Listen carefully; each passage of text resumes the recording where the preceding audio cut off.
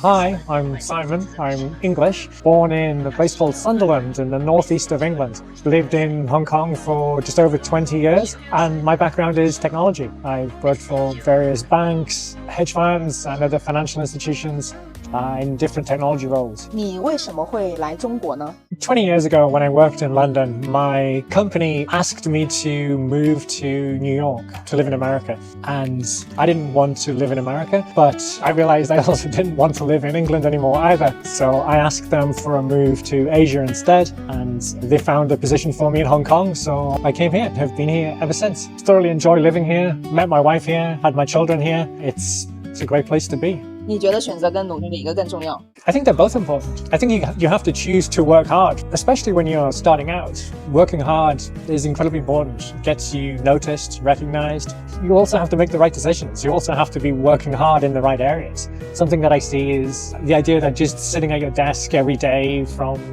9 a.m. until 9 p.m. That's not necessarily hard work. Hard work is actually delivering something. It's adding value to your company or to your personal life. Working hard for something of value, not just spinning your wheels and working hard for appearances. I think the right kind of hard work is incredibly important, but then also making good choices is important. So I think they're both important, equally so. 你是在什么时候赚到人生的第一个100万？ Probably when I moved to Hong Kong. I found that in England, probably in America as well, people have debt. They spend money and then they pay it off later. Whereas in China, you earn money first and then you spend it, which makes much more sense.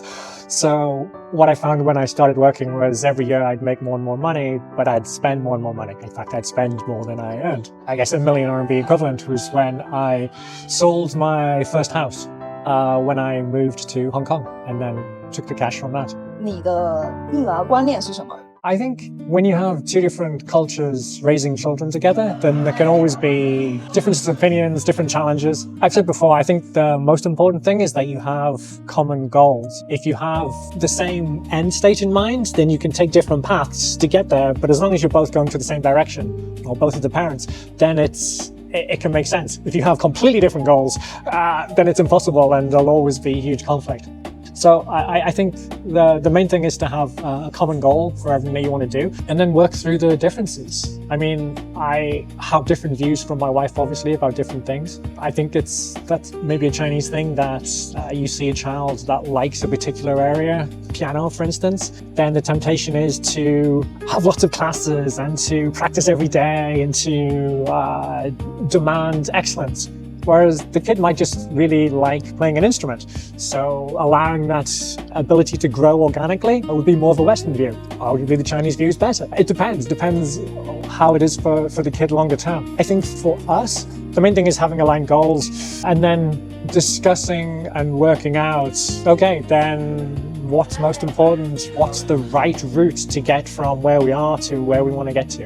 And as long as you're constantly talking and constantly trying and working together to figure out what's best, then it works. That's the main thing.